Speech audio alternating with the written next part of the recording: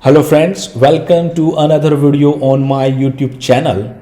Let's say you are working on a Dialogflow CX agent and you need to create an entity. This entity has hundreds of values and synonyms. In that case, creating a new entity by hand becomes very difficult. So how about I show you a way where you can use Python to create an entity with multiple values and synonyms for each value. Here I am on my terminal and I'll run a command python create entities.py, and you'll see that created entity type food item and added 20 values to entity type food item. And indeed, if I come here and just exit this part, you will see I have a food item entity and it has multiple values. Each value has synonyms. So in this video, let's understand how to do that.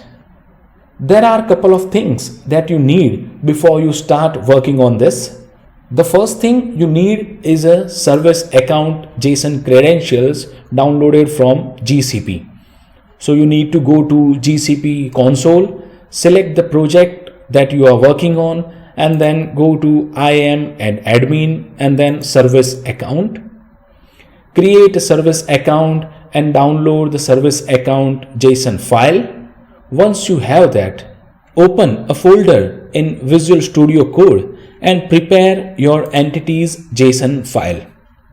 This JSON file must have your entity name. Then for each value, it must have value and then synonyms in list format like this. You can have multiple entities here in this JSON file.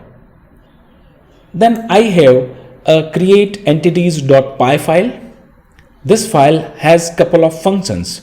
First, it loads service account credential, then reads the entities.json file, then create the entity type on Dialogflow agent, and then add entities value into it.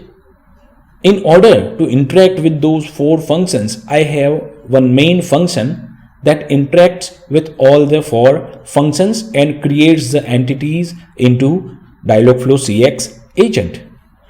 In order to run this file, you need couple of things. First, you need project ID, location, agent ID, service account file path that you have downloaded from GCP console, and the entities.json file path. In order to get the project ID, you can look at the Dialogflow CX agent URL. After this project, there is project ID, then there is location, and then there is agent ID as well. Once you get these information, what you can do is that you can open a terminal, create a new virtual environment, install the dependencies from requirements.txt file, and then you run the create entities.py file. This way, you will be able to create entities into your Dialogflow CX agent. The code I have used is available on my GitHub, and the link of this is in the description of the video. I hope this video helps you in creating your entities faster.